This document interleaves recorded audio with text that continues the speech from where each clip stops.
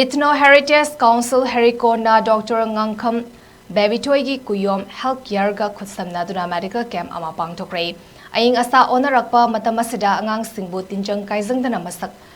masamau fana leihanabagi pandamda medical camp adu pangthokibani hari thangweiba leiba punya children home da pangthokiba camp aduda mapung oina homeopathy gi lying sing oina chathaki